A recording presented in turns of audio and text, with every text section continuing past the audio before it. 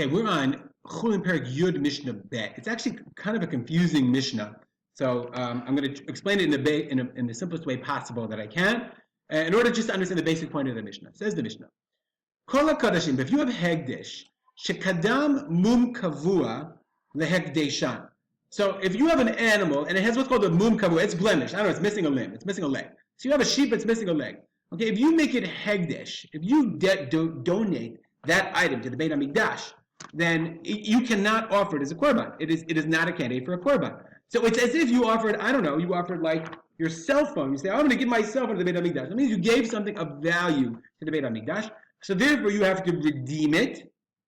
And then that money you give to the Beit HaMikdash, and you get to keep the thing. So if I would say, I want to give my cell phone to the Beit HaMikdash, okay? So I say, I give my cell phone to the Beit HaMikdash. The Gizbar would come and say, okay, you want your cell phone back? Pay me the value of the cell phone. New cell phone, however much it is, a couple $100, 1,000 shekel, whatever, okay? It's not the great of a cell phone. And then you give the money, and then I get my cell phone back. It's nifdu, and you redeem it. That's how that works. So therefore, if I have kodshim, if I have an animal, okay, shekadam mum kavua, it had a permanent blemish. It's not a mum over, it's a permanent blemish.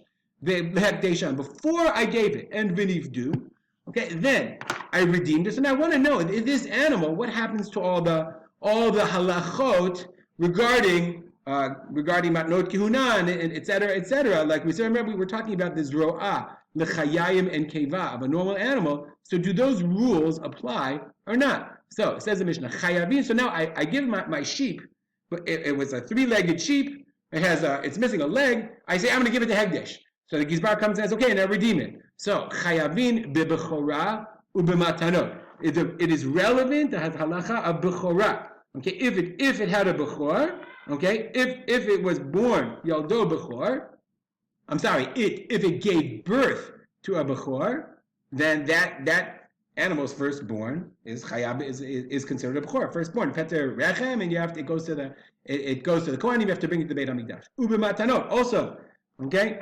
it's required if you slaughter it, you have to give zorah lechayim and keva to the kohen. Okay, but before you redeem it, if you slaughter it, it belongs to the Beit HaMikdash.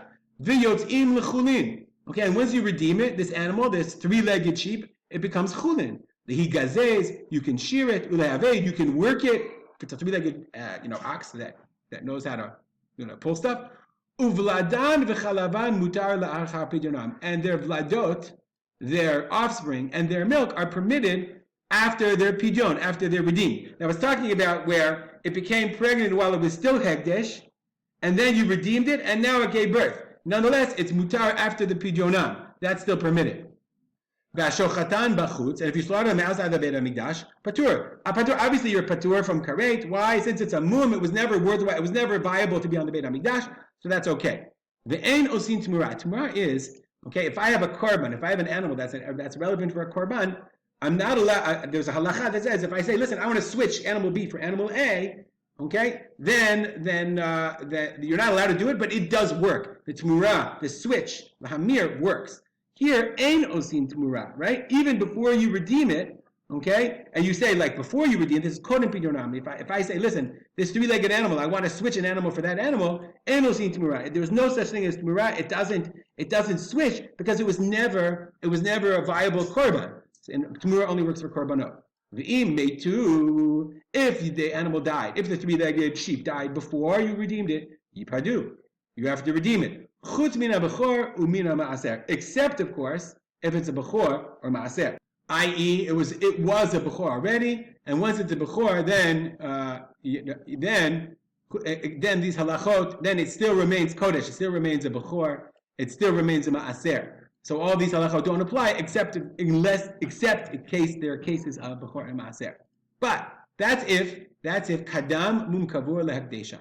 If the mum kavur came before the hegdesh. But kol shekadam hegdesha et mumam. What if you made it hegdesh first? The animal was fine. You made it hegdesh. Therefore, it was a korban candidate. Okay, and then it got a mum. So the mum, that hegdesh came before the mum. Then it got caught in a thresher and it lost a leg. Oh, mum over lehegdesha. Or it got a blemish, but it was a passing blemish. It's going to heal. So therefore, it's not really a mum. Okay, meaning you got a mum over before you gave them hegdesh. Meaning this animal was a viable korban.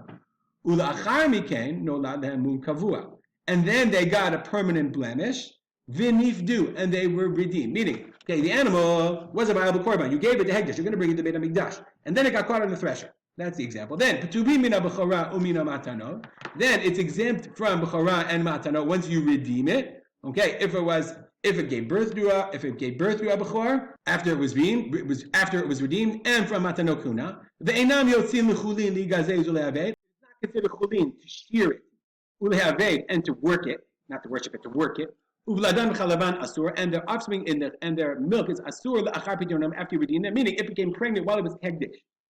Then the offspring is considered hegdish after it's redeemed. If you slaughter it outside the Beit HaMikdash, you're chayav. Now, why? You redeemed it. It's out of that redeemed. So the Bartanura explains. There's a lot of Bartanura on this. He says, why? This is only, the Gemara says, why should it be a problem? It's not ra'ui. So the Makmina lamatnitin bidukin sheba'ayin. So the Mishnah says, this part of Shochatan B'chutz, it's only if it got like a permanent blemish, it was blemished in its eyelid. Rabbi Akiva the Amar im alu lo yardu. So Rabbi Akiva says, in the case where an animal was a korban and it got a blemish in its eyelid, im alu lo yardu. Once you put it on the mizbeach, you can't take it down. And therefore, meaning if you offer this animal on the mizbeach, im alu lo yardu, you have to continue to offer it. You can't remove it from the mizbeach, and therefore it's ra'ui. So in that case of that specific korban, then shochtan b'chutz chayav. If you offer that korban b'chutz, then you'd be chayav b'shut chutz. But otherwise, if the animal really had lost a limb in a thresher or whatever, you can't say shochet b'chutz chayav because it was never relevant to slaughter it in the Beit HaMikdash. Roshin Tumura, and since it was a valid korban before it got blemished, there is Tumura for it. You could switch it for another animal, v'imetu, and if it died, yikaveru. You should bury it. So we learn again, and the halachot of if kadamum kavu alek desham. If it got a blemish before you made it kodesh, then many of these laws, then all the laws of hegdish to the animal don't apply. Okay, including matanot kuna, zura mechayim and keva. But in the second case, kadam ek desham et mumam, if it was viable to be a korban, then it's exempt from the matanot or the halachot of bechorah, and matanot especially it's exempt from. They don't apply to that animal. Confusing and complicated Mishnah. There's much more to say. But it's enough. We'll stop here. Dedicated on learning. The memory of my father, Rav Simcha ben Yitzchak Kalman. Have a great day.